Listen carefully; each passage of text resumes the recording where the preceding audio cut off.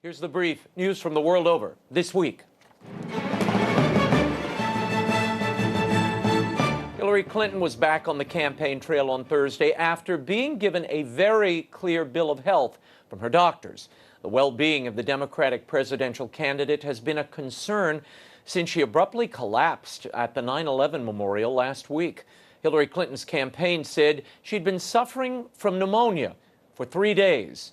The lack of disclosure has fueled speculation about Clinton's physical and mental fitness for the office. To quell doubts, the Clinton campaign released updated medical information, claiming that Clinton is healthy and fit to serve as U.S. president.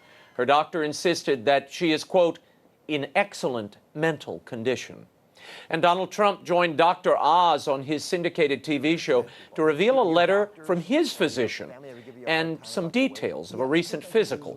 According to the letter, Trump takes a cholesterol-reducing drug, is overweight, but overall in excellent physical health.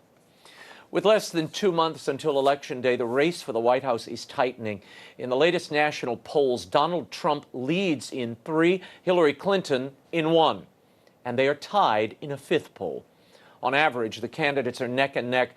Trump is surging in certain battleground states, taking the lead in Florida and Ohio.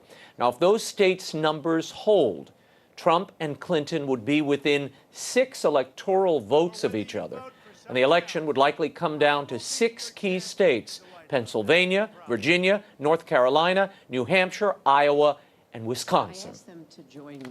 To summarize, stay tuned. And Democratic Vice Presidential nominee Tim Kaine predicted that the Catholic Church would change its views on same-sex marriage. In a keynote address to a national black-tie dinner of the Human Rights Campaign, Kaine, who touted himself to the thousands in the crowd as a devout Catholic, said this: My full, complete, unconditional support for marriage equality is at odds with the current doctrine of the church that I still attend. But I think that's going to change too. Bishop Francis De Lorenzo of Kaine's home diocese of Richmond responded to the comment, making clear that the church is not altering its teachings. He said despite last year's U.S. Supreme Court ruling on marriage and recent statements from the campaign trail, the Catholic Church's 2,000-year-old teaching to the truth about what constitutes marriage remains unchanged and resolute.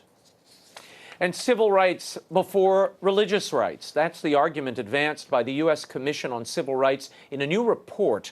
The Federal Commission of Presidential Appointees argues that civil rights protections based on race, color, national origin, sex, disability status, sexual orientation, and gender identity are, quote, of preeminent importance in American jurisprudence, and that exemptions protecting religious liberties can, quote, significantly infringe upon those civil rights. Martin Castro, the chair of the commission, went further.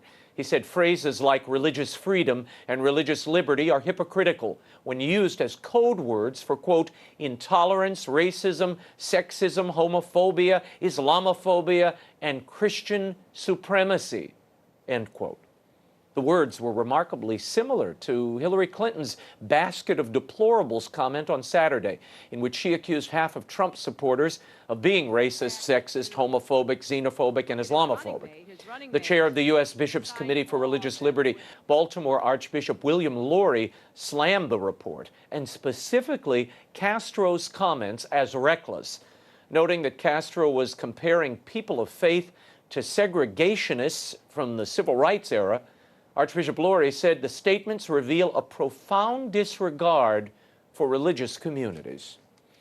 And communist Chinese officials have arrested a Catholic bishop and removed him from his diocese. According to reports by Asia News, coadjutor Bishop Peter Xiao Zhumin of the Wanzhou Diocese was arrested in September, just before he was to take over for a recently deceased bishop.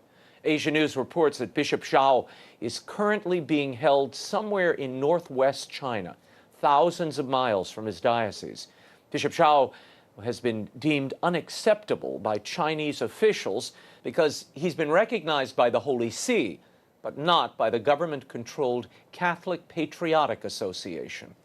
Back here in the U.S., the National Football League has announced a new $100 million initiative dedicated to the problem of sports-related head injuries. In an open letter, Commissioner Roger Goodell said that the NFL and its owners are not satisfied with how the issue has been addressed thus far, and that they can and will do better. For decades, the league has been heavily criticized for its handling of head trauma.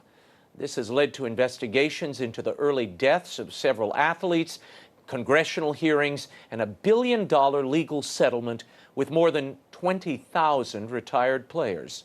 Last week, I interviewed forensic pathologist Dr. Bennett Omalu. He was the first to identify what he called CTE. It's a condition in deceased NFL players who've experienced head trauma. His research forced the league to confront the issue publicly in the press and in the courtroom. Dr. Omalu said he has no animosity toward the NFL, but he warned of the dangers inherent in the sport. I think everybody out there must know that playing football damages your brain. Whether you wear a helmet or not, whether you suffer a concussion or not. And if the younger you are when you begin playing football, the greater the likelihood that you would damage your brain. And look, as a Christian... The NFL said under the new initiative, millions will be devoted toward developing technology, such as improved helmets, as well as additional medical research. You can view my entire interview with Dr. Bennett Omalu online at EWTN's YouTube page, or a link of it is at my Facebook and Twitter pages. Pope Francis this week has declared slain French priest Father Jacques Hamel a martyr. The 85-year-old priest was killed when two Islamic terrorists stormed his parish during morning mass back in July. They slit his throat in front of the congregation. At the Vatican Memorial Mass for Father Hamel, Pope Francis noted he accepted his martyrdom at the altar. He gave his life for us so as not to deny Jesus. The Pope also said that murder was part of the satanic thread of persecution, and that all religions should say to kill in the name of God is satanic. Meanwhile, Austrian Cardinal Christoph Schönborn issued a warning this week about what he called an Islamic conquest of Europe in the wake of Europe's refugee crisis. Speaking in his cathedral in Vienna on Sunday, Schönborn told his congregation that Europe is on the verge of forfeiting its Christian heritage. He also suggested that an Islamic conquest of Europe may not be out of the question, since, quote, many Muslims want that and say Europe is finished, the Cardinal insisted. He made his remarks on the 333rd anniversary of the Battle of Vienna, when Christian forces defeated the Ottoman Turks in 1683. At the same time, President Barack Obama would like to increase the number of refugees accepted to the United States. He's proposing a 29% increase from 85,000 this fiscal year to 110,000 next year, most of them from the war-torn Middle East. Critics say the screening of these refugees is not sufficient, as many records are inaccessible in their countries of origin. And finally, during his general audience this past week, Pope Francis received some very special gifts in remembrance of Mother Angelica.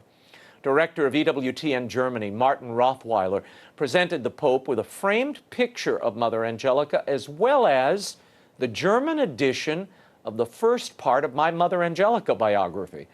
The Pope blessed the portrait that will grace EWTN's new Cologne office and said, quote, "She's up there in heaven because she was a great woman." Now I wonder where the book ended up.